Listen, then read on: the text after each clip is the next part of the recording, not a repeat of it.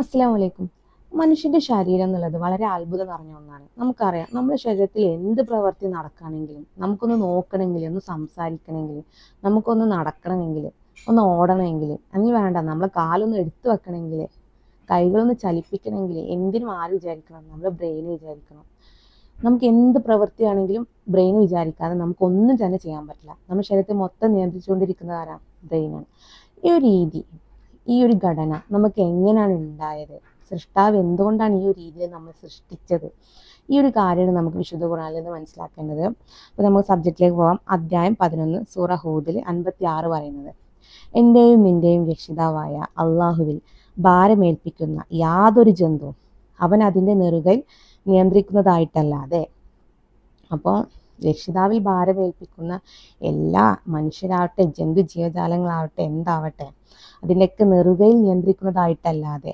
അപ്പോൾ എല്ലാത്തിൻ്റെയും നെറുകയിലാണ് അതിൻ്റെ നിയന്ത്രണം കൊടുത്തിട്ടുള്ളതെന്ന് അവിടെ പറയുന്നത്.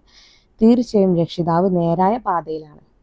സൃഷ്ടാവ് നേരായ പാതയിലാണെന്ന് അവിടെ പറയുന്നത്. അപ്പോൾ സൃഷ്ടാവിൻ്റെ നേരായ പാത, യഥാർത്ഥ സത്യം, അല്ലെങ്കിൽ സൃഷ്ടാവിൻ്റെ യഥാർത്ഥ അംശങ്ങളുടെ സത്യങ്ങൾ, ഇവരുടെ ഓർഡർ എങ്ങനെയാണോ ആ ഒരു രീതിയിലാണ് മനുഷ്യനെ സൃഷ്ടിച്ചിട്ടുള്ളത്. അത് നമ്മൾ ഭഗവത്ഗീതയിൽ നിന്നും ബൈബിളിൽ നിന്നും ഖുറാനിൽ നിന്നൊക്കെ നമ്മൾ മുന്നേ പറഞ്ഞിട്ടുണ്ടായിരുന്നു. സൃഷ്ടാവ് ഇത്ര അംശങ്ങളാണെന്നും ആ ഒരു ഓർഡറിലാണ് മനുഷ്യനെ സൃഷ്ടിച്ചതെന്നും, ഒരംശം നമ്മളെ ഹൃദയത്തെയൊക്കെ ചലിപ്പിച്ചുകൊണ്ടിരിക്കുന്നുണ്ട്, പ്രവർത്തിപ്പിച്ചുകൊണ്ടിരിക്കുന്നുണ്ട്, മറ്റൊരംശം മുകളിലുണ്ട്, അങ്ങനെയൊക്കെ നമ്മൾ ഒരുപാട് കാര്യങ്ങൾ പറഞ്ഞിട്ടുണ്ടായിരുന്നു. അപ്പം ആ ഒരു രീതിയിലാണ് നമ്മളെ ബോഡി ക്രിയേറ്റ് ചെയ്തിട്ടുള്ളത്. ഇനി അധ്യായം 32 സൂറ സജദയിൽ 4, 5, 6 പറയുന്നത്, ആകാശങ്ങളും ഭൂമിയും അവയ്ക്കിടയിലുള്ളതും 6 ദിവസങ്ങളിലായി സൃഷ്ടിച്ചവനാകുന്നു അള്ളാഹു. പിന്നീട് അവൻ സിംഹസ്ഥനായി. അവന് പുറമെ നിങ്ങൾക്ക് യാതൊരു രക്ഷാധികാരിയും ശുപാർശകരുമില്ല എന്നിരിക്കെ നിങ്ങൾ ആലോചിച്ച് മനസ്സിലാക്കുന്നില്ലേ?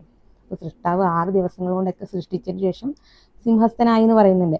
അവൻ ആകാശത്ത് അല്ലെങ്കിൽ ഭൂമിയിലേക്ക് കാര്യങ്ങൾ നിയന്ത്രിച്ചയക്കുന്നു. പിന്നീട് ഒരു ദിവസം ആ കാര്യം അതിലേക്ക് തന്നെ ഉയർന്നു പോകുന്നു. അപ്പോൾ സൃഷ്ടാവ് എല്ലാ കാര്യങ്ങളും നിയന്ത്രിച്ചയക്കുന്നുണ്ടെന്ന്. പിന്നീട് ഒരു ദിവസം കാര്യങ്ങളൊക്കെ അവനിലേക്ക് തന്നെ പോകുന്നു പറയുന്നുണ്ട്.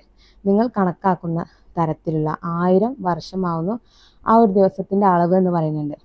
ഇനി അതിൽ 6 പറയുന്നത്, അദൃശ്യവും ദൃശ്യവും അറിയുന്നവനും പ്രതാപിയും കരുണാനിധിയുമാണ് അവന്. അപ്പോൾ അദൃശ്യം ദൃശ്യമൊക്കെ അറിയുന്നത് ആരാണ്? കരുണ കാണിക്കുന്നത് ആരാണ്? സൃഷ്ടാവാണ്. സൃഷ്ടാവിൻ്റെ ആ ഒരു അംശത്തിൻ്റെ പ്രവൃത്തിയാണ് അവിടെ പറയുന്നതൊക്കെ. അപ്പോൾ നമ്മൾ ഭഗവത്ഗീതയിലും ബൈബിളിലൊക്കെ നമ്മൾ മുന്നേ മനസ്സിലാക്കിയ ആ കാര്യം തന്നെയാണ് ഇവിടെയും പറഞ്ഞുകൊണ്ടിരിക്കുന്നത്. അപ്പോൾ സൃഷ്ടാവിൻ്റെ അംശങ്ങൾ നമുക്ക് ജീവിക്കാൻ ആവശ്യമാണ്. സൃഷ്ടാവ് നമുക്ക് തരുന്ന ഔദാര്യമാണ്, കാരുണ്യമാണ്. അപ്പോൾ ഇതിൻ്റെ ഡ്യൂട്ടി ആർക്കാണ്? നബിയെ. അതിൽ തന്നെ 11 പറയുന്നത്, നബിയെ പറയുക, നിങ്ങളുടെ കാര്യത്തിൽ ഏൽപ്പിക്കപ്പെട്ട മലക്ക് നിങ്ങളെ മരിപ്പിക്കുന്നതാണ്, പിന്നീട് നിങ്ങളുടെ രക്ഷിതാവിലേക്ക് മടക്കപ്പെടുന്നതാണ്. അപ്പോൾ നമ്മളെ മരണത്തിൻ്റെ ഡ്യൂട്ടി ആർക്കാണ്? ഇസ്രായേൽ എന്ന മലക്കിനാണ് നമ്മളെ മരിപ്പിക്കാൻ. പക്ഷേ നമ്മുടെ മരണം ജനക്കാരുടെ ഇതിലാണ്, സൃഷ്ടാവിൻ്റെ അംശത്തിലാണ് എല്ലാം കിടക്കുന്നത്. അപ്പം ഈ ഒരു കാര്യം, അല്ലെങ്കിൽ സൃഷ്ടാവിൻ്റെ ആ ഒരു അംശത്തിൻ്റെ ഓർഡർ, ആ ഒരു രഹസ്യം, ഇതാണ് നമ്മളെ മനുഷ്യ ശരീരത്തിൽ അടങ്ങിയിട്ടുള്ളത്.